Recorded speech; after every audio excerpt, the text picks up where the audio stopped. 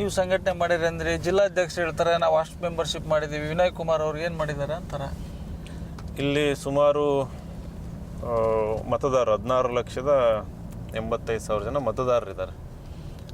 ಸನ್ಮಾನ್ಯ ಜಿಲ್ಲಾಧ್ಯಕ್ಷರ HB ಮಂಜಪ್ಪನವರು ನಾನು ಒಂದು 7,000 ಎನ್ರೋಲ್ ಮಾಡಿಸಿದ್ದೀನಿ ಕಾಂಗ್ರೆಸ್ ಮೆಂಬರ್ಸ್ ಅಂತ ಹೇಳ್ತಾರೆ. ಹೌದು, ನಾನು 2 ದಿನದಲ್ಲಿ 10,000 ಮಾಡಿಸ್ತೀನಿ ಕೊಟ್ಟರೆ.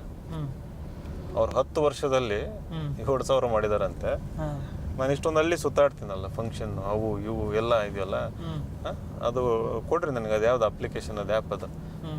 ನಾನು ಬೇಕಾದ್ರೆ 2 ದಿನದಲ್ಲಿ 3 ದಿನದಲ್ಲಿ ಅದನ್ನು ಅಷ್ಟೊಂದು ಮಾಡಿ ತೋರಿಸ್ತೀನಿ ನನಗೆ. ಅಂದ್ರೆ ನೀವು ಅವರು ಹೇಳ್ಕೊಂತಿರೋದು ಸಾಧನೆ ಅಲ್ಲ, ಅದು ನೀವು ಕಾಂಗ್ರೆಸ್ ಪಕ್ಷದಲ್ಲಿ ಒಂದೇ ಕಾರಣ ಸಾಕು. ಈಗ ಅವ್ರು ಹೇಳ್ತಿರೋದು ಕಾಂಗ್ರೆಸ್ ಪಕ್ಷದಲ್ಲಿ ವಿನಯ್ ಕುಮಾರ್ ಏನಾದ್ರ ಅಂತ ನನಗೆ ಗೊತ್ತಿಲ್ಲ, ಅವ್ರ ಮೇಲೆ ಹಂಗಾಗಿ ಏನು ಶಿಸ್ತು ಕ್ರಮ ಕೈಗೊಳ್ಳಕ್ಕಾಗಲ್ಲ ಅಂತಾರೆ. ಅವ್ರ ಮನೆಯಿಂದ ಡೈರೆಕ್ಟ್ ಇನ್ನೊಬ್ರು ಮನೆ ಒಳಗೆ ಕುತ್ಕೊಂಡ್ರೆ ಹೊರಗೆ ಏನು ನಡೀತದೆ ಅಂತ ಗೊತ್ತಾಗಲ್ಲ. ಅಡ್ಡಾಡ್ಬೇಕು, ಬಂದು ಹಳ್ಳಿಗಳು ಸುತ್ತಾಡಬೇಕು, ಮೀಟ್ ಮಾಡಬೇಕು ಕಾರ್ಯಕರ್ತರನ್ನ, ಆ್ಯಕ್ಟಿವಿಟೀಸ್ ಮಾಡಬೇಕು, ಪ್ರೋಗ್ರಾಮ್ಸ್ ಮಾಡಬೇಕು, ಸಂಘಟನೆ ಮಾಡಬೇಕು. ಅವು ಬಂದಾಗ ಗೊತ್ತಾಗ್ತದೆ ಹೌದು ಹಿಂಗಿದ್ದಾರೆ ಅಂತಂದ್ಬಿಟ್ಟು. ಈಗ ಹೊರಗೆ ಬರ್ದಂಗಿದ್ರೆ ಅವ್ರಿಗೇನು ಗೊತ್ತಾಗ್ತದೆ? ಅಂದ್ರೆ ಒಬ್ಬ ಜಿಲ್ಲಾಧ್ಯಕ್ಷರಿಗೆ ತಾವು ಏನಿದ್ರಿ ಅಂತ ಮಾಹಿತಿ ಇಲ್ಲ. ಹಾಗಾದ್ರೆ ನನ್ನ ಬಗ್ಗೆ ಅಲ್ಲ, ಬೇರೆಯವ್ರ ಬಗ್ಗೆನೂ ಮಾಹಿತಿ ಇಲ್ಲ ಅವರಿಗೆ, ಏನು ಗೊತ್ತಿಲ್ಲ. ಅವ್ರು ಯಾರಂತಾನು ಎಷ್ಟೊಂದು ಜನ ಗೊತ್ತಿಲ್ಲ, ಈಗಲೂ ಗೊತ್ತಿಲ್ಲ. ಮಂಜಪ್ಪ ಯಾರಂತ ಗೊತ್ತಿಲ್ಲ. ಅವ್ರು ಲಾಸ್ಟ್ ಟೈಮ್ ಸೋತಿರೋದಕ್ಕೆ ಗೊತ್ತಿದೆ ಹೆಸರು, ಅವ್ರು ಸೋತಿದ್ದಾರೆ ಅಂತಂದು. ಬಟ್ ಅವರು ಯಾರು ಏನಂತಂದು ಈಗ ಯಾರನ್ನಾರು ಯೂತ್ನ ಕೇಳಿ ನೋಡಿ, ಗೊತ್ತಿಲ್ಲ ಅವ್ರು ಯಾರು ಅಂತ. ಕಾಂಗ್ರೆಸ್ನಲ್ಲಿ ಎಷ್ಟೊಂದು ಜನ ಗೊತ್ತಿಲ್ಲ ಯಾರು ಅಂತ. ಮಂಜಪ್ಪ ಕೆಲಸ ಮಾಡಿದ್ರೆ ಗೊತ್ತಿರ್ತದೆ.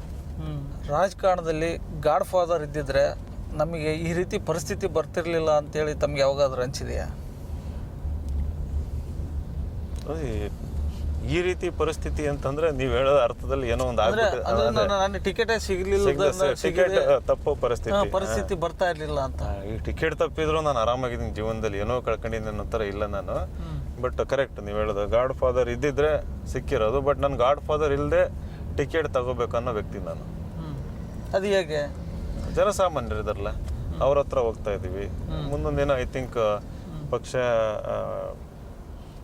ಅದನ್ನ ನೋಡಿ ಹೌದು ಇವ್ರಿಗೆ ಕೊಡಬೇಕು ಅಂತಂದು, ಇವನ್ ಇಫ್ ನಾ ಪಕ್ಷೇತರ ನಿಂತರೂ ಕೂಡ ಮುಂದೊಂದು ನಾನು ಜನಗಳ ಹತ್ರ ಇರ್ತೀನಿ, ನಾನು ಕಂಟಿನ್ಯೂ ಮಾಡ್ತೀನಿ ಕೆಲಸ. ಜನರ ನಡುವೆ ಇರ್ತೀನಿ, ಕೇವಲ ಊರೂರು ಸುತ್ತಾಡೋದಲ್ಲ, ಅವ್ರು ಹೋರಾಟ ಮಾಡ್ತೀನಿ.